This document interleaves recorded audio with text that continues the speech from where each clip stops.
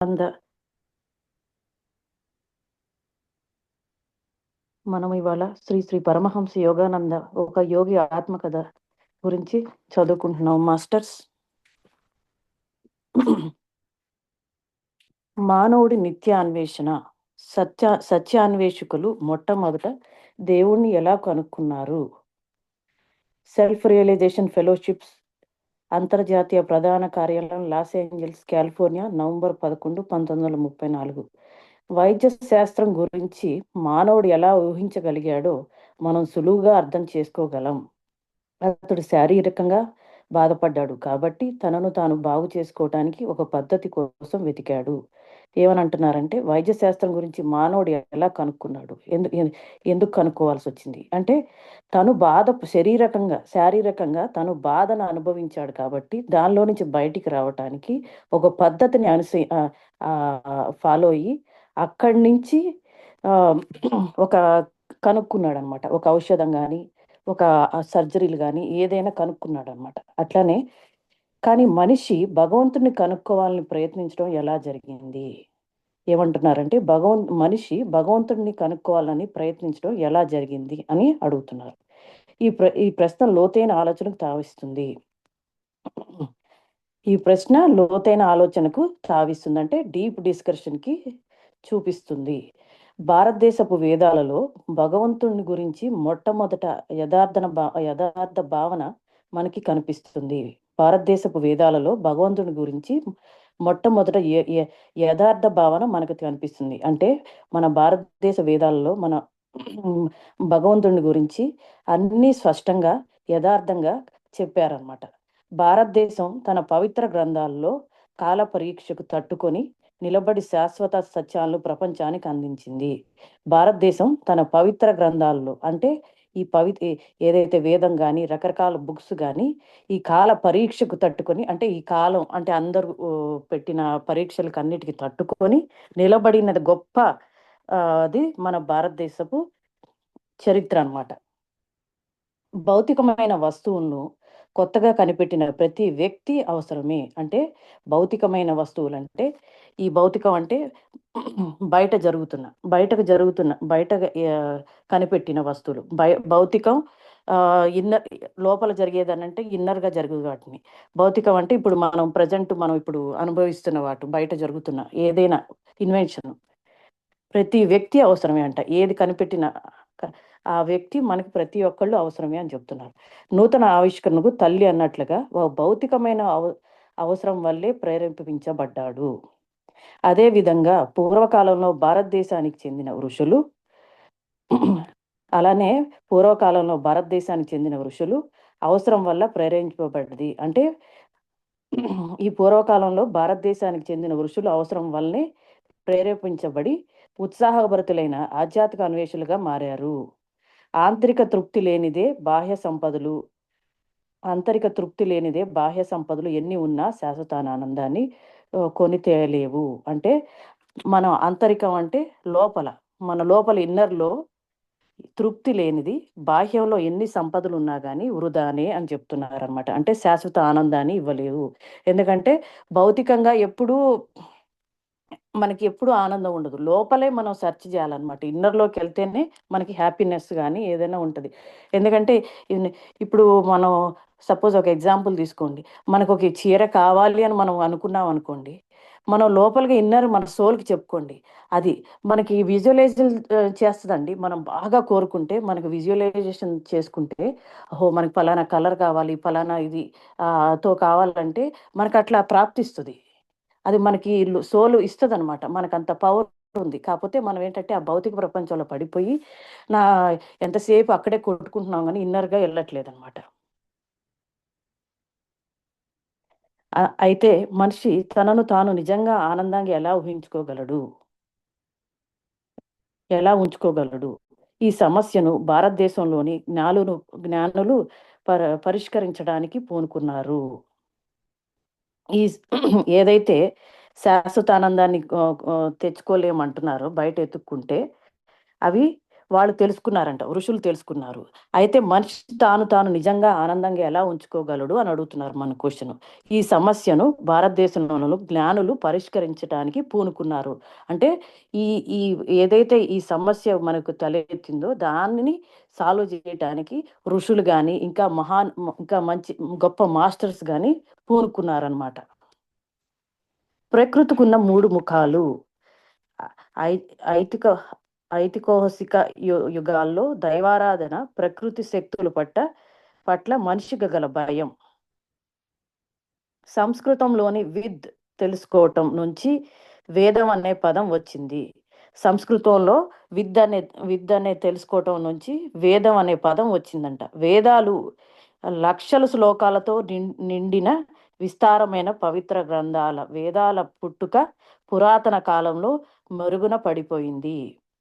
అంటే లక్షల్లో శ్లోకాల్లో నిండిపోయిన విస్తారమైన పవిత్ర గ్రంథాలు వేదాల పుట్టుక పురాతన కాలంలో మరుగుపడిపోయినది. అంటే పూర్వం అవన్నీ పుస్తకాలు అన్నీ ఆవిష్కరించిన పవిత్ర గ్రంథాలు వేదాలు అవన్నీ సారం దాంట్లో నుంచి మంచి సారం అంతా ఉన్నాయి. కానీ అవేంటంటే అవి మరుగున పడిపోయినాయి అనమాట. అంటే కాలం కాలం గడిచే కొద్దీ ఈ డెవలప్మెంట్స్తో అవి కింద పడేస్తున్నాం అనమాట. అంటే పక్కన పడేస్తున్నాం. యుగాలు అవి వాచికంగా అందించబడుతున్నాయి. అంటే పూర్వులు నమ్మకం ప్రకారం కృష్ణ భగవానుని చూడండి పదపటిక కాలానికి చెందినవాడు. దైవ స్వరూపుడైన వ్యాస మహర్షి ఇప్పుడు మనకు లభిస్తున్న రూపంలో ఋగ్వేదం, సామవేదం, యజుర్వేదం, అథర్వవేదం అనే వేదాలను సంపుటీకరించారు, క్రమ పద్ధతిలో ఏర్పాటు చేశారు. వ్యాత్యర్థం దృష్టులు ఇదమితంగా చెప్పలేని పురాతన కాలంలో వేదాలను సాక్షాత్కరింపజేసుకున్న ప్రేరణ పొందిన మహనీయులు ఋషులు. ప్రాచుర్యం అంటే ప్రాచుర్యం చెందిన వాటి మీద ద్రష్టులు ఇది మితంగా చెప్పలేని పురాతన కాలం వేదాలను సాక్షాత్కరింపజేసుకున్న ప్రేరణ పొందిన మహనీయులు ఋషులు అన్నమాట. ఎందుకంటే వాళ్ళు వేదాలను కానీ వాళ్ళు అవలోహంగా అంటే అవరోహంగా అన్ని దాన్ని ఏమంటారు పీల్చి పిండి పిప్పి చేసినట్టు వాళ్ళు దాన్ని సారాన్ని పట్టుకున్నారనమాట. ఈ వేదాలను కానీ అన్నిటినీ పురాతన కాలంలో అన్నిటినీ పట్టుకొని వాళ్ళు మహనీయులు ఋషులు అని చెప్తున్నారు అనమాట.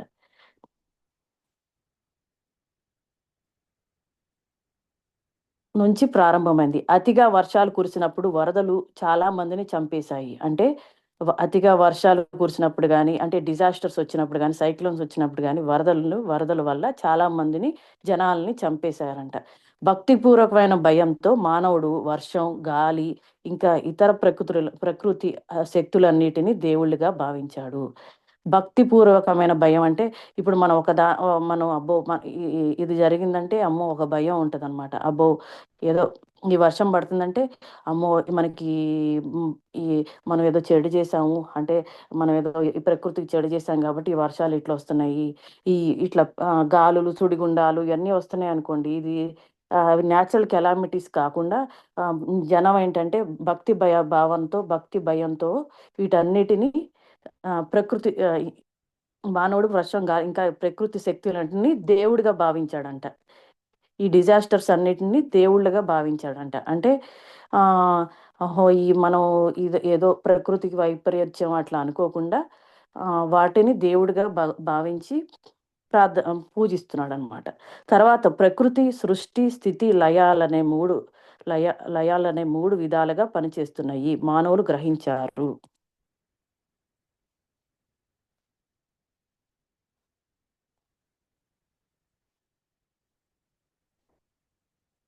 లయ అంటే లీనం అవటం.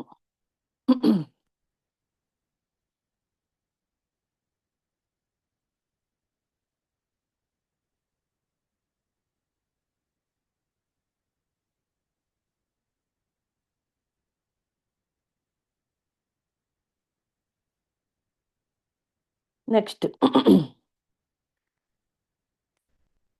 సాగరం నుంచి ఎగిసిన అల సృష్టిని ఉదాహరణ పూర్వకంగా వివరిస్తుంది. సాగర హృదయంపై నిలిచిన క్షణం అది స్థిరకాల దశలో ఉంది. సాగర్ గర్భంలోకి జారిపోయిన అల లయకారక స్థితిలో సాగిపోతుంది.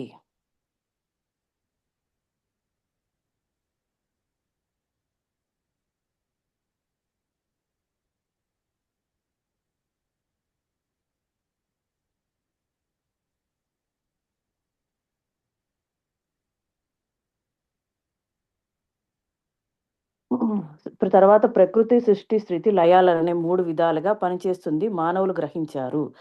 అంటే ప్రకృతి, సృష్టి, స్థితి ఈ మూడిటి వల్ల ఈ మూడే ఈ జగత్తులో ఆహ్, పని చేస్తున్నాయని మానవులు గ్రహించారంట. నెక్స్ట్ సాగరం నుంచి ఎగిసిన అల సృష్టిని ఉదాహరణ పూర్వకంగా వివరిస్తుందంటే. అంటే మన సముద్రం నుంచి ఎగిసిన అలని సృష్టిని ఉదాహరణ పూర్వకంగా వివరిస్తుందంట. సాగరం హృదయంపై నిలిచిన క్షణం అన్నమాట. అంటే సాగరం అంటే సముద్ర అల మన హృదయం పైన ఒక నిలిచిన క్షణం అని చెప్తున్నారన్నమాట. అది స్థితకారక దశలో ఉంది. అంటే స్థితి అంటే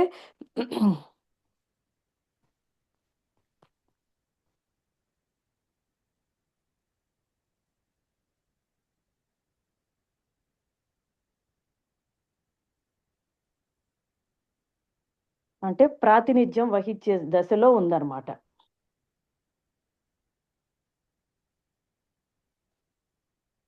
సాగర గర్భంలో జారిపోయిన అల లయకారక స్థితిలో సాగిపోతుంది. నెక్స్ట్ జగతంతా వ్యాపించి ఉన్న చెడు శక్తి సాతానులో మూర్తిభవించడం యేసు చూసినట్లుగానే విశ్వమంతా వ్యాపించి ఉన్న సృష్టి, స్థితి, లయాత్మక శక్తులు సుశిష్టమైన రూపాలను ధరించి ఉన్నట్లు మహనీయులైన ఋషులు దర్శించారు. జగతంతా వ్యాపించి ఉన్న చెడు శక్తి సాతాన్లో మూర్తిభవించటం యేసు చూసినట్లుగానే విశ్వమంతా వ్యాపించి ఉన్న సృష్టి, స్థితి, లయాత్మక శక్తులు సుశిష్టమైన రూపాలు ధరించి ఉన్నట్లు మహనీయులు ఋషులు దర్శించారు. అంటే జగత్తంతా వ్యాపించి ఉన్న చెడు శక్తి అంతా సాతాను రూపంలో ఉన్నదని యేసు చెప్పినట్లుగా విశ్వమంతా వ్యాపించి ఉన్నదని ఆ చెడు శక్తులు సుశిష్టమైన రూపాల్లో ధరించి ఉన్నట్లు మహనీయులు ఋషులు దర్శించారు అంట. సనాతన ఋషులు సృష్టికర్తను బ్రహ్మ అని, స్థితికర్తను విష్ణు అని, లయకారకుని శివుడు అని పిలిచారు. సృష్టికి అతీతంగా ఉన్న పరబ్రహ్మం తన చైతన్యం వెనుక ఎప్పటికీ అజ్ఞాతంగా ఉండగా అనంతమైన జగన్నాటకాన్ని ఆవిష్కరించేందుకు ఈ మూలాధార శక్తులు అవ్యక్త సృష్టికి అతీతంగా ఉన్న పరబ్రహ్మ తన చైతన్యం వెనుక ఎప్పటికీ అజ్ఞాతంగా ఉండగా అనంతమైన జగన్నాటకాన్ని ఆవిష్కరించేదానికి ఈ మూలాధార శక్తులు అవ్యక్త పరబ్రహ్మ తాలూకు బాహ్య అభివ్యక్తులుగా సృష్టి అయ్యాయి. జగత్ ప్రళయం సంభవించినప్పుడు సృష్టి దాని విశారమైన క్రియాశీల శక్తులు పరమాత్మలో తిరిగి లయమైపోతాయి. తమ పాత్రను తిరిగి పోషించమని దివ్య దర్శకుని ఆదేశం అందే వరకు అవి అక్కడే విశ్రాంతి తీసుకుంటాయి.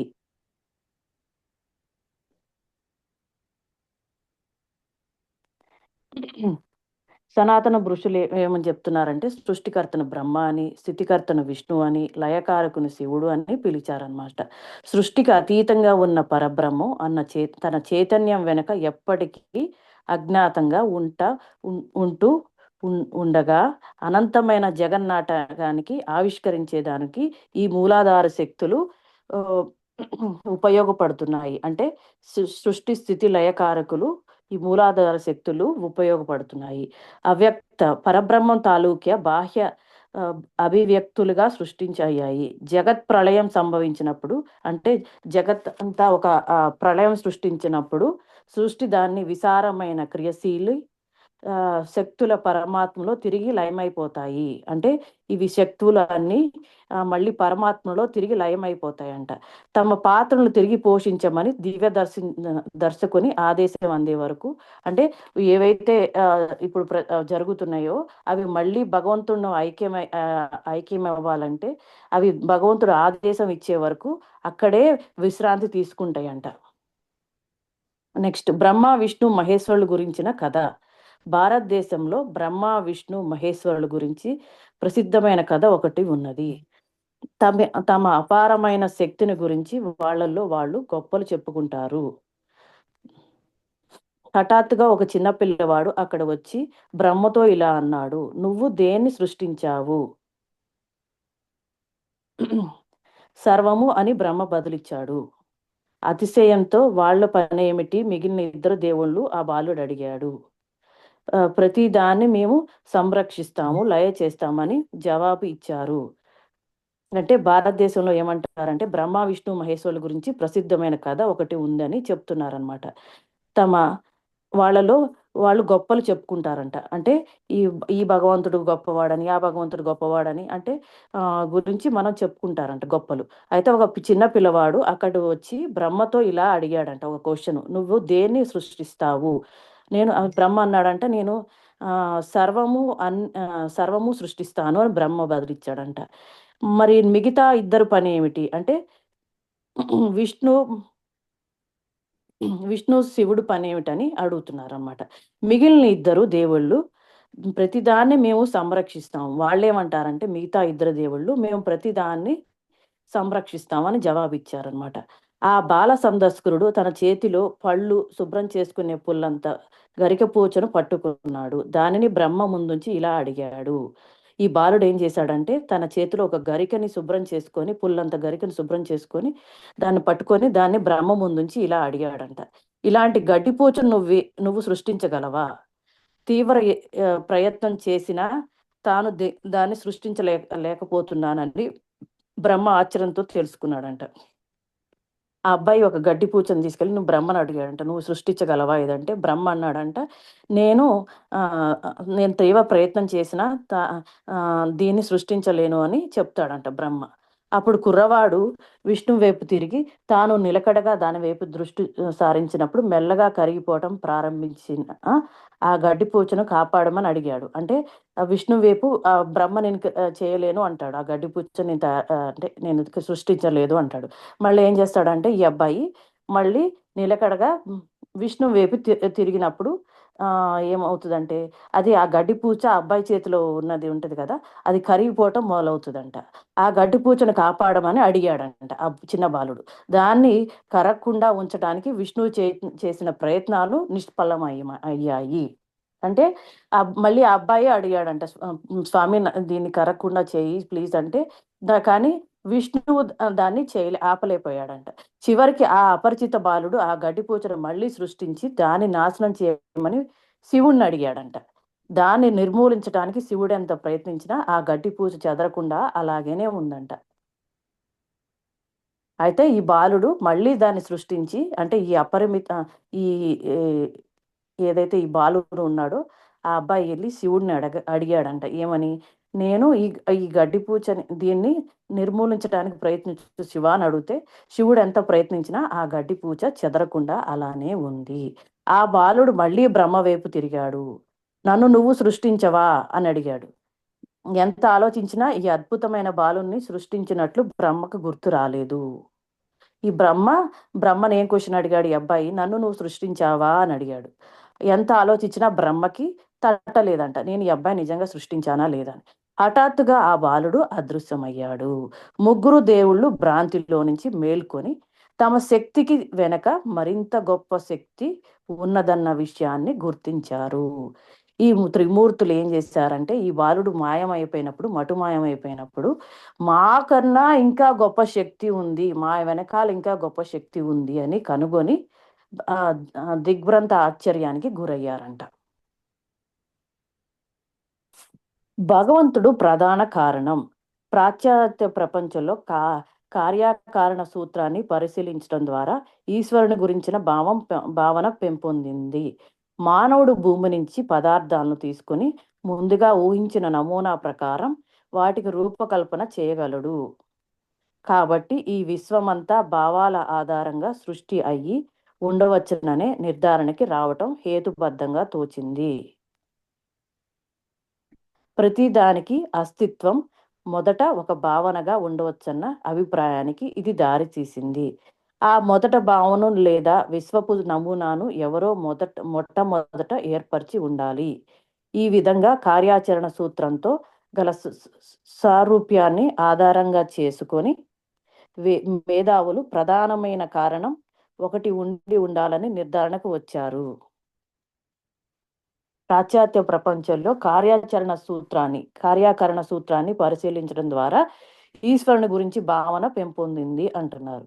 మానవుడు భూమి నుంచి పదార్థాలను తీసుకుని ముందుగా ఊహించిన నమూనా ప్రకారం వాటికి రూపకల్పన చేయగలడు. అంటే మానవుడు భూమి నుంచి పదార్థాలు తీసుకొని, అంటే మన భూమిలో ఎప్పుడు ఇన్వెన్షన్స్ ఏమి లేవండి, అన్ని డిస్కవరీసే ఉన్నాయి. అంటే ఆల్రెడీ ఉన్న వాటినే మనం తీసుకొని, ఆ పదార్థాలను తీసుకొని ఊహించిన నమూనా ప్రకారం వాటికి రూపకల్పన, అంటే ఆల్రెడీ మన భూమిలో అన్నీ ఉన్న వాటిని మళ్ళీ డిజైన్ చేసి మనం దాన్ని రూపకల్పన చేయగలడు అని చెప్తున్నారు అన్నమాట.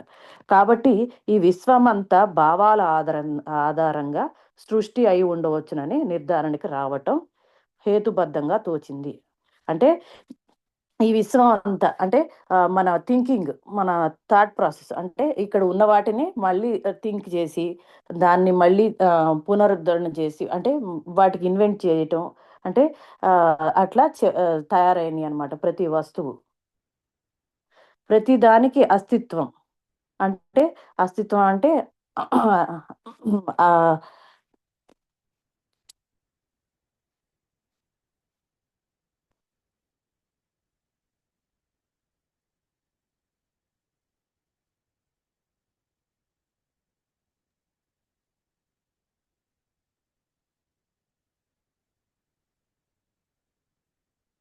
అంటే ఉన్నతనం, అంటే ఉనికి, మన ఉనికి, అస్తిత్వం అంటే ఏదైనా విషయం వస్తువు నిజంగా ఉందని భావించటం అనమాట.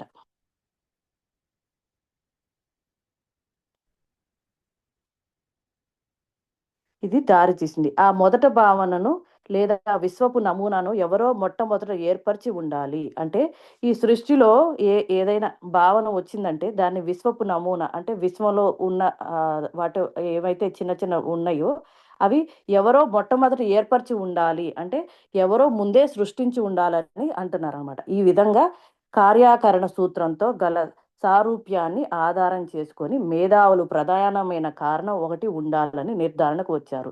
అంటే ఈ సృష్టిలో ఎవరో మనకన్నా ముందు, అంటే ఈ సృష్టి ఫామ్ అయ్యేటప్పుడే ఎవరో ముందే అడ్వెంచర్ చేసి, అంటే ముందే ఇన్వెంట్ చేసి ఉంటారు. అంటే అది మేబీ భగవంతుడు కావచ్చు, ఇంకేదైనా కావచ్చు, ఇంకేదో పవర్ ఉందని అనుకుంటున్నారు, నిర్ధారణకు వచ్చారంట. ఇల్లు ఇటుకలతో నిర్మా ఇల్లు ఇటుకలతో నిర్మాణమైనట్లుగానే పదార్థం అంతా ఎలక్ట్రాన్లు, ప్రోటాన్లు అనే కంటికి కనబడి సామాగ్రితో నిర్మాణం అయిందని విజ్ఞాన శాస్త్రం తెలుసుకుంది. అంటే మనం ఇల్లు ఇటుకలతో ఇటుకలు, మట్టి, ఇసుక, సిమెంటు ఇవన్నీ వాటితోనే ఒక పదార్థం ఒక ఒక ఇల్లు తయారు చేసినట్టు, అట్లానే మనం బిగ్ బ్యాంగ్ థియరీ అనేది ఒకటి జరిగిందనమాట. సృష్టి ఫామ్ అవటానికి ముందు ఒక విస్ఫోటం జరిగిందనమాట. దాన్నే బిగ్ బ్యాంగ్ థియరీ అంటారనమాట. ఈ సృష్టి ఫామ్ అవటానికి 17 బిలియన్ ఇయర్స్ పట్టిందనమాట ఈ సృష్టి ఇలా మన తయారవటం.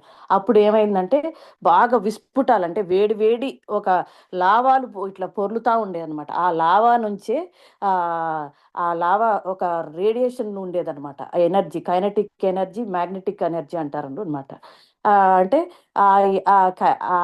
ఆ రేడియేషను ఫస్ట్ ప్రోటాన్స్ కన్నా చిన్నవి ఉన్నాయి అనమాట. ప్రోటాన్స్, న్యూట్రాన్స్ కన్నా చిన్నవి ఉన్నాయి. ఆ చిన్న వాటిని ఆ వేడికి ఏంటంటే ఇవేమి ఫామ్ అయ్యేవి కాదనమాట. వన్స్ ఇవి ప్రోటాన్స్, న్యూట్రాన్స్, బోజాన్స్ ఇవన్నీ ఫామ్ అయ్యి అప్పుడు దాంట్లో నుంచి ఈ కైనెటిక్ ఫీల్డ్, ఈ ఎలక్ట్రోమాగ్నెటిక్ ఫీల్డ్ ఇవన్నీ ఏర్పడినాయి అని చెప్తున్నారు అనమాట.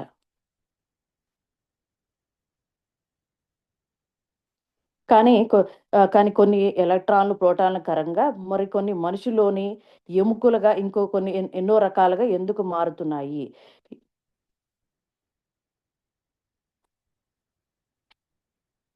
కానీ కొన్ని ఎలక్ట్రాన్, ప్రోటాన్లు కరగా మరికొన్ని మనుషుల్లోని ఎముకలుగా ఇంకా ఎన్నో రకాలుగా ఎందుకు మారుతున్నాయి? ఎవరు చెప్పలేరు. అంటే ఏవేవి ఫామ్ అయినాయి అని, అంటే ఈ మ్యాగ్నెటిక్ ఫీల్డ్‌లో నుంచి ఏమేమి ఈ హీట్ నుంచి ఏమేమి ఫామ్ అయినాయి అని ఎవరు చెప్పలేకపోతున్నారు ఇప్పటికి అని ఇంకా ఇన్వెన్షన్‌లో ఉందని చెప్తున్నారనమాట.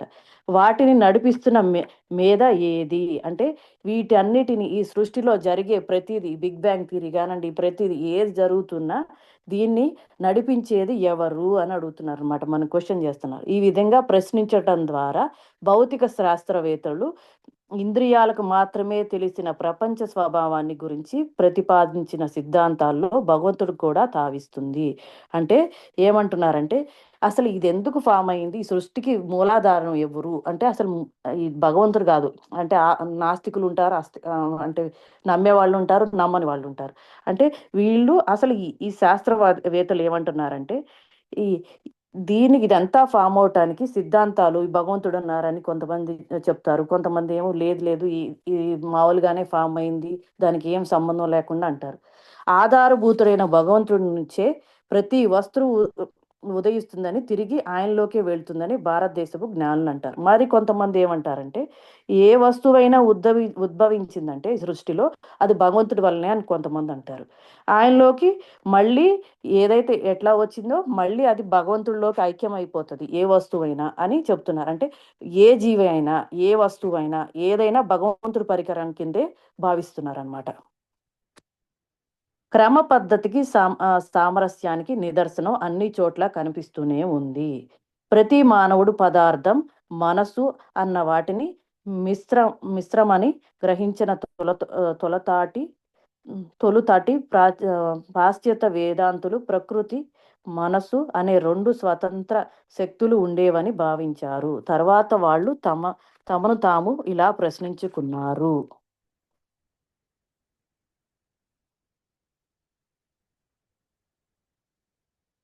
ప్రకృతిలో ప్రతీదీ ఒక నిర్దిష్ట పద్ధతిలో ఎందుకు ఏర్పాటయ్యి ఉన్నది?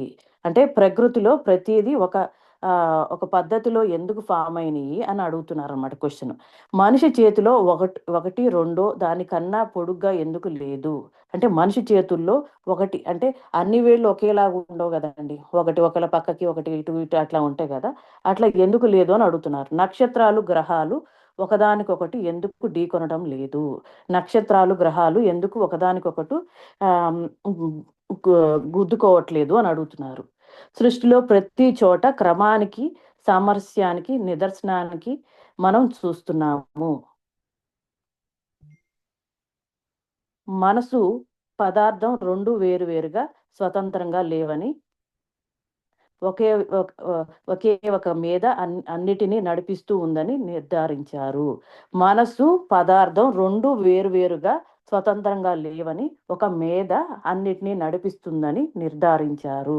అంటే ఒక డివైన్ పవర్, ఒక మేబీ ఏదో సృష్టిలో ఉంది. ఇవన్నిటిని నడిపిస్తుందని నిర్ధారించారు. ఈ నిర్ధారణ పదార్థానికి కారణభూతుడు, దాని లోపల వెనక ఉండి నడిపించే మేధ అయిన భగవంతుడు ఒక్కడేననే భావానికి సహజంగానే దారితీసింది. అంతిమ జ్ఞానాన్ని సిద్ధింపజేసుకున్న వ్యక్తీకరణలో అజ్ఞాతంగా ఉన్నప్పటికీ అన్నిటిలో గల సత్తా, స్వరూపం పరమాత్మనేనని గ్రహిస్తాడు. అంటే ఆయన భగవంతుడు ఒకడేనని భావానికి సహజంగానే దారి తీసింది. అంతిమ జ్ఞానాన్ని సిద్ధింపజేసుకున్న వ్యక్తి అంటే అంత అంత జ్ఞానాన్ని సిద్ధింపజేసుకున్న వ్యక్తి ఆహ్, అన్నిటిలో పరమాత్మనే ఉన్నాడని గ్రహిస్తాడు అంట. అంటే మధ్యలో మిథ్య, మాయలో కొట్టుకునే వాడికైతే తెలీదు గానీ, ఆహ్, మిగతా వాళ్ళుంటారు గదా! జ్ఞాన స్వరూపులు. వాళ్ళైతేనే దీనికి ఆహ్, ఒకే స్టేట్‌లో ఉంటారు గాబట్టి, వాళ్ళైతేనే కరెక్ట్‌గా దీన్ని గుర్తిస్తారు. మిగతా వాళ్ళని భగవంతుడే ఇయన్నీ చేస్తున్నాడని గుర్తించలేడు అని జెప్తున్నారు. మీకే గాని గ్రహణ శక్తి ఉంటే అంతటా మీరు భగవంతుడిని దర్శిస్తారు. ఇప్పుడు ఉ ఉత్పన్నం అయ్యే ప్రశ్న ఏమిటంటే, సత్యాన్వేషులకు మొట్టమొదట భగవంతుని ఎలా కనుక్కున్నారు?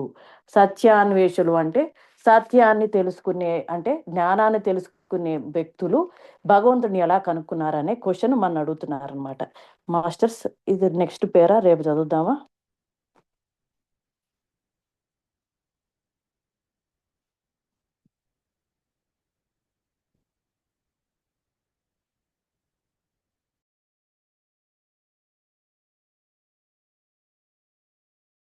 మాస్టర్స్ 11 అయిపోయింది.